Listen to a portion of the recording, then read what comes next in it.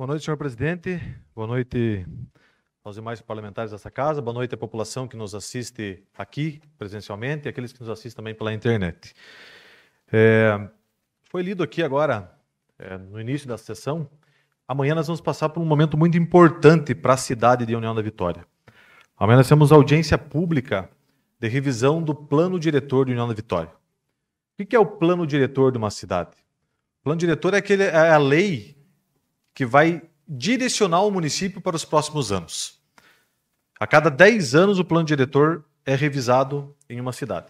E nós estamos passando pela revisão do plano diretor aqui de União da Vitória.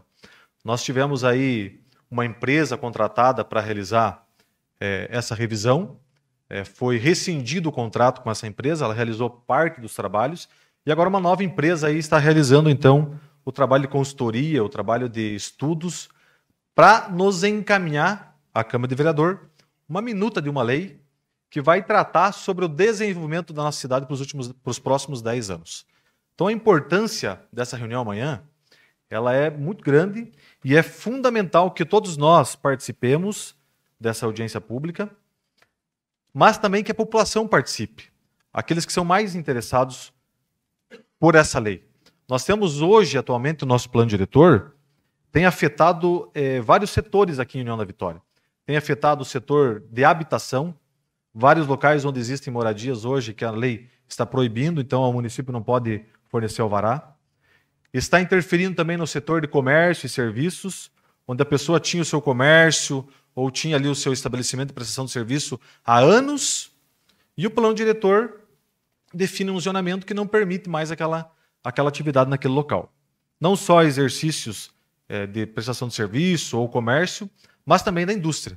Nós temos várias indústrias que estão localizadas onde o zoneamento não permite que aquela atividade seja mais realizada. Para vocês entenderem a gravidade que se encontra no nosso plano diretor. E o município, a gente fica, às vezes as pessoas cobram da gente como vereador, eu pedi um alvará, renovar o alvará da minha indústria, do meu comércio, o município não libera. Infelizmente, o município tem que seguir o que está na legislação. Se fizer diferente, está errado.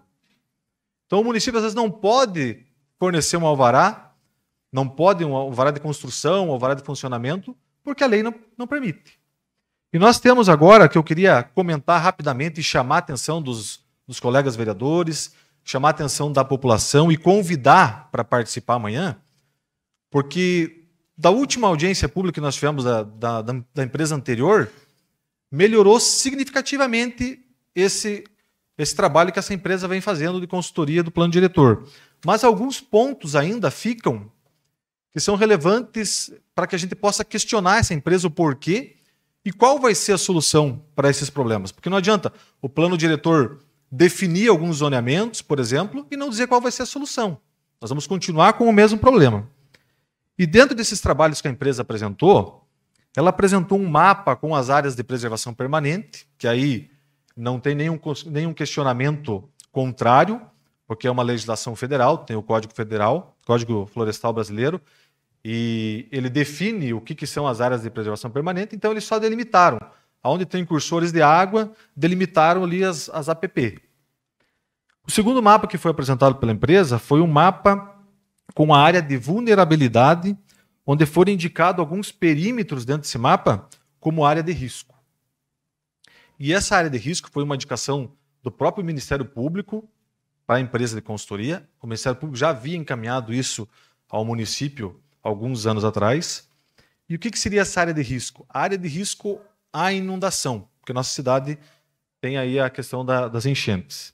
Mas eu alerto e chamo a atenção, porque nós, dentro dessas áreas de risco, nós temos aqui, eu fiz rapidamente um levantamento, só para não dizer assim que eu estou discutindo o plano diretor para atender a setor A ou a setor B, ou a fulano e tal. Eu peguei apenas prédios públicos, tá? Ou de instituições de ensino que podem ser afetados com esse mapa aqui. Nós temos, por exemplo, o Colégio Túlio de França ainda se encontra dentro dessa área de risco. Tá? E nessa área de risco eu destaco porque não vai ser permitido mais, a empresa coloca que não vai ser permitido novas construções, mas não comenta o que vai ser feito com as construções que já existem, se vão poder ser regularizados ou não. Nós temos, por exemplo, o posto de saúde de São Bernardo, está construído dentro dessa área aí, uma área de risco. Tá? que foi concedido pelo próprio município. Nós temos a UGV, a faculdade, dentro dessa área de risco, e nós temos lá no bairro Cidade Jardim a escola Diles Bordim, lá na rua Ivaldo Tomasi, também se encontra dentro dessa área de risco. O terceiro mapa que foi apresentado pela empresa, ela define as cotas de inundação. Eu estou falando aqui para vocês, às vezes pode ser um pouco técnico, mas é importante a população saber isso, porque ela precisa identificar e saber que o imóvel onde ela está morando, talvez não possa ser possível mais de regularização. Talvez um imóvel que ela queira buscar um financiamento não vai ser possível mais. Então, por isso que eu preciso alertar. O mapa 3, então, ele define as cotas e definiu a cota 747,80, a cota de a cada 25 anos pode acontecer uma enchente, como a cota para financiamento. Tá? Então, abaixo dessa cota, as pessoas não vão conseguir financiar seus imóveis. Tá? Não vão conseguir nem o alvará para construir abaixo dessa cota. E aí o que mais me chama a atenção é o quarto mapa que a empresa apresenta, que é o mapa do zoneamento que eles chamaram de uso restrito. O próprio nome já diz. Vai restringir a questão do uso. E aí eles usaram abaixo dessa cota 745,90. E a zona de uso restrito, ela vem após... Então vocês imaginem o Rio Iguaçu, tem uma zona de restrição físico-natural, que são as áreas de preservação permanente, tá? E em seguida dessa área vem a zona de uso restrito. Nessa zona de uso restrito, eles estão propondo nesse estudo, tá, que seja vedado ou proibido qualquer tipo de habitação unifamiliar, habitação coletiva, comércio, serviço e indústrias leves, comércio e serviços médios e também indústria pesada. Então, nesse zoneamento, eles estão propondo, tem uma tabelinha lá, que essas atividades sejam vedadas. O problema é que nós temos algumas atividades que estão sendo exercidas nessas áreas. Tá? Eu vou dar aqui 2 exemplos que eu, olhando no mapa hoje à tarde, circulei. Por exemplo, a APAI de União da Vitória, ela não está dentro do uso restrito, mas o seu entorno todo está. Tudo como uso restrito. O entorno da UGV está tudo como uso restrito. O que vai acontecer com aquela instituição? Ela vai ter que sair de lá? Ela vai continuar com as suas atividades? Então, são perguntas que a gente precisa fazer. Eu estou preparando para entregar amanhã na prefeitura e entregar para a empresa que está fazendo a consultoria um ofício questionando essas coisas. Porque a empresa está sendo paga, a prefeitura não tem condições de fazer com sua equipe técnica, ela contrata uma empresa para fazer esse trabalho. Então, nós precisamos questionar para ver quais são... O que a empresa vai apresentar como sugestão para que a gente possa deixar um plano diretor razoável para o nosso município, já que é ele que vai nortear o município para os próximos 10 anos. Após esse zonamento de uso restrito, nós temos a zona de uso orientado, que aí entra, e eu quero destacar, a melhoria com relação à última audiência pública da outra empresa. A outra empresa havia colocado esse zoneamento também como nenhuma atividade. Aqui já houve uma alteração. Já é permitido o uso desde que ele seja orientado ali pelo município. Tá? Então, aqui, nesses locais, habitação unifamiliar, habitação coletiva horizontal, habitação coletiva vertical, comércio, serviço e indústrias leves são adequados para esse local. Tá? Então, vai depender aí da situação da pessoa que vai buscar o alvará com o município. E eles colocam lá na tabela, para esse zoneamento, essas atividades adequadas, tem uma observação dizendo, desde que adequadas, de modo que as edificações tenham o piso no nível de soleira acima da cota de enchente, ou seja, a cota 747,82.